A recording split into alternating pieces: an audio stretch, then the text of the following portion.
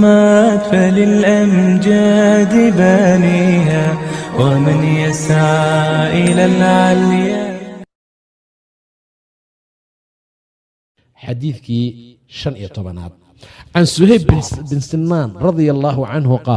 قال رسولك وحو يري صلى الله عليه وسلم عجبا الله يا بطنا لأمر المؤمن قفك مؤمن كأمر كيسا قفك مؤمن كأرنتيسا عجيب له إن أمره أمر كيسو كله له خير لما أنت خير بؤيهي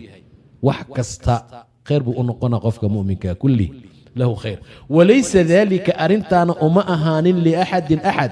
إلا للمؤمن مؤمن كما أهاني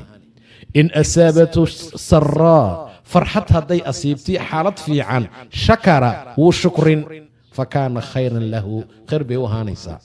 وإن أسابته هدي أصيبت الضراء حالت بضنا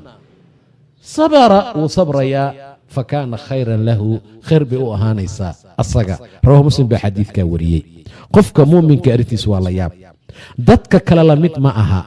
qofka kale dhib hadduu ku dhaco waa cawaadayaa waa argagaxayaa waa qaylinayaa faaloobu u tegaa sixroolu u tegaa allaba ayeey xaggii layga gaaray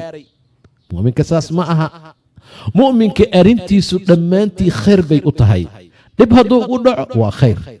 dheef hadday ku dhacdo waa u khayr walaysa dalika liaxadin ilaa lilmu'min qof arrintiisu ay khayr wada tahayna ma jiro ilaa mu'minka maahane sababtu maxay tahay in asaabathu hadday asiibto ee uu helo uu ilaahay siiyo saraa'a farxad wax lagu farxo shakara maanta dhan alxamdu alshukru wadaya fakaana khayran lah waa u khayr wain asaabathu daraa dhibaato hadday asiibtana ma argagaxaya sabar wuu sabraya fakaana khayran lahu